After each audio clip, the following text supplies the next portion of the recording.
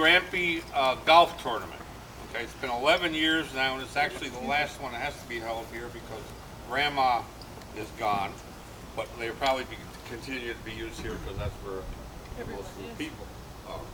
And I'm again honored and privileged to be able to do this because it's a remarkable family, the Fisher family. They're all handsome, beautiful, athletic, accomplished, and smart. And the only reason I'm allowed to do it is because I'm the formidable one's whipping pool. And everybody else that's in the tournament is all part of the Fisher family, okay? Either part of the Fishers or by birth or by marriage, except for Katie and I. And Katie is going to very shortly change that. It's to be one of the family. So I'd like to, because I haven't been invited and won't be there.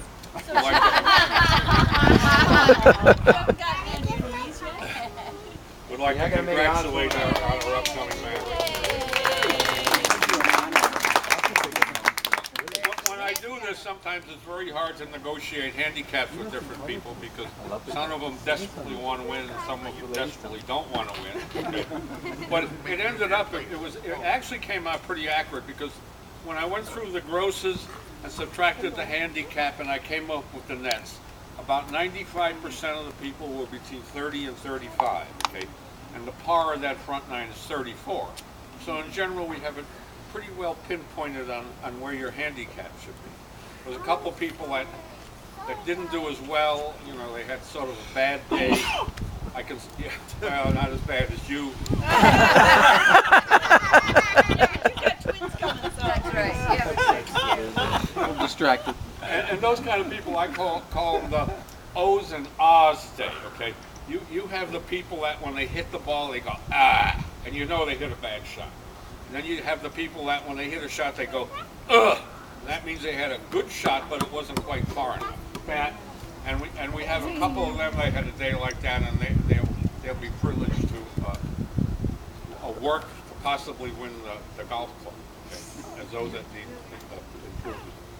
And I'm not going to announce the winner to start with. I'm going to start with by announcing the third runner-up. Otto, can I just say a quick congratulations to Fisher? It was his first green jacket this year. Fisher! He rocked it. He introduced me to the Happy Gilmore method, which Matt Lindbergh and I agree was very successful for us. Tap it in. It was very fun. We had at one point three of us teed up and did it in unison, and that was our best drive for all three of us on that hole.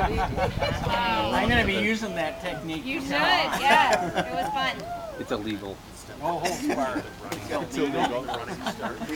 So the third runner-up, okay, the one that had the third lowest net, okay, was Karen. Yay! Playing for three. And then we had a tie for the second runner-up, okay? And it was a tie of three different people, and it was both Barbara, okay, and Dave. Okay, I want to congratulate Barb and Dave are tied. A good job. And the third one in that category was Drew. Whoa! Woo! And let that be a warning to you. No kidding. Sally's generation and her son's generation are going to be displaced by the next generation. Yeah, because some are going this way, some are going And that I predict it's going to happen within the next year or so. So, and I think that's an honor and a privilege that happens to you. Okay, and then there's the first runner-up, okay, and that's Paulie. Yay! Woohoo! I happen to play in his group, and he's a very good golfer, and he had a good day. Okay. And then the actual person who won it, and I'm not going to announce his name, I'm going to give a little clue who he is, okay? It's a he, and then right? see if you can figure out who it is, okay? Taking a heat. He happens to be somebody who's wearing a black pork pie hat. Yay! Woohoo!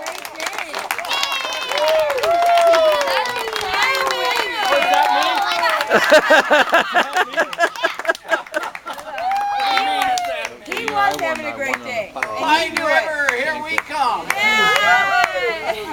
Very nice. Looks good. Back home, right? He's won before a couple of years ago, and every once in a while he comes up with a remarkable game. He's a good player. He's a little rusty sometimes, but he was definitely on today. He was on his game. He did. Thank you. Thank you.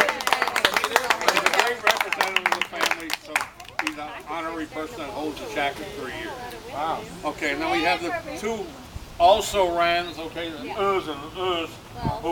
who didn't do that well, okay, but one of them will be the holder of the golf putter, okay. I'd like to make a comment on the golf putter. It's actually very unusual, it's very valuable, and it's very important that it be kept so that it's not lost. And the two persons that tied for the honor of that, okay, are Angie and Jay.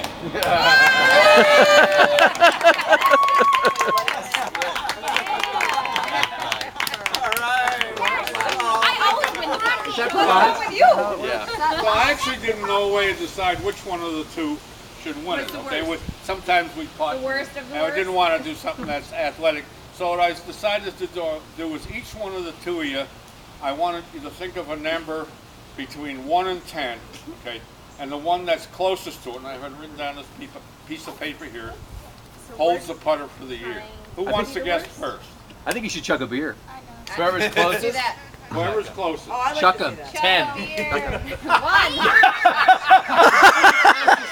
Unless it's 10 if you say 9. What number I do said you- 1. I said 10.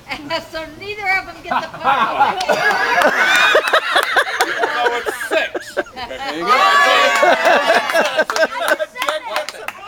So you're honorary custodian of the putter. You get to By the way, I'm travel. not 100% sure Yes, exactly. that'll be Well, you have to check bag anyway. I'll bring it to Fits in a mailing Maybe box.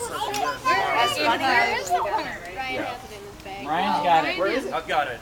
Okay, so you'll be given the putter before that. You had it last time. It fits in a